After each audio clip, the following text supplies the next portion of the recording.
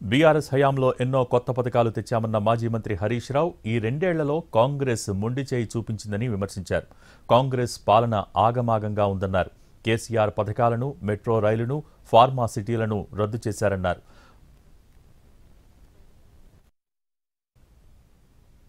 Congress party పరిపాలనకు నిన్నటికి 2 ఏళ్లు పూర్తయినాయి.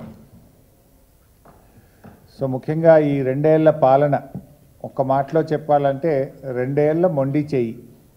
2 ఏళ్ల మొండి చెయ్యి. ఈ పాలనకు ఒక మాటలో ఏదైనా చెప్పాలంటే మొండి చెయ్యి ఇచ్చింది రాష్ట్ర ప్రజలకు. కాంగ్రెస్ పార్టీ మొండి చెయ్యిని అందించింది, మొండి చెయ్యిని చూపించింది. తెలంగాణ ప్రజలు అనుభవిస్తున్నటువంటి కడగండ్లకు 2 ఏళ్ళు అయినాయి. ఈ 2 ఏళ్ల పాలనలో అన్ని వర్గాల ప్రజల్ని మోసం చేసింది, రాష్ట్రాన్ని అధోగతి పాలు చేసింది. 2 ఏళ్ల పాలనలో రేవంత్ రెడ్డి వారి మంత్రుల మాటలు కోటలు దాటినాయి తప్ప చేతలు గడప దాటలేదు. ప్రభుత్వ విజన్ ఏంటో, విధానం ఏంటో, ఈ ప్రభుత్వానికి అభివృద్ధి పట్ల, సంక్షేమం పట్ల ఉన్న శ్రద్ధ ఏమిటో అసలు ఇప్పటిదాకా ఎవరికి అర్థమైన పరిస్థితి లేదు. అంతా గందరగోళం, అంతా అయోమయం, ఆగమాగం, సగం సగం. సరే, ఒక ప్రభుత్వం ఎన్నికయ్యేది 5 ఏళ్ల కోసం. మొదటి 2 ఏళ్లే చాలా కీలకమైనటువంటిది. అన్నం ఉడికిందా లేదా చూడడానికి ఒక మెతుకు ముట్టుకుంటే చాలన్నట్టు మొదటి 2 సంవత్సరాల పాలన ఈ ప్రభుత్వం ఎటువైపు ప్రయాణిస్తుందో అర్థం చేసుకోవడానికి ఒక గీట్రాయిగా పనిపిస్తుంది. ఈ 2 ఏళ్ల పాలనలో చూస్తే ఎక్కడ ఏ ఒక్క విషయంలో కూడా ఒక నిజాయితీగా ప్రజలకు ఇచ్చిన హామీల విషయంలోనైతేనేమి, అభివృద్ధి విషయంలోనైతేనేమి, సంక్షేమ రంగం అయితేనేమి ఎక్కడ కూడా ఒక అడుగు ముందుకు పడ్డ పరిస్థితి. ఆ రోజు బీఆర్ఎస్ ప్రభుత్వం అధికారంలోకి వచ్చిన 2 సంవత్సరాల్లో కేసీఆర్ గారు ఎన్నో గొప్ప కార్యక్రమాలు ఆ రోజు మేము తీసుకున్నాం. మా 2 ఏళ్ల పాలనలో అసలు కేసీఆర్ గారు ముఖ్యమంత్రి అయినప్పుడు కొత్త రాష్ట్రం, ఇంకా సంసారమే సరిగా లేదు, ఉద్యోగులు లేరు, ఏమీ లేని రాష్ట్రాన్ని అద్భుతంగా కేసీఆర్ గారు మొదటి 2 ఏళ్లలో ఎంత బాగా తీర్చిదిద్దారో మాకంటే రాష్ట్ర ప్రజలకు బాగా తెలుసు.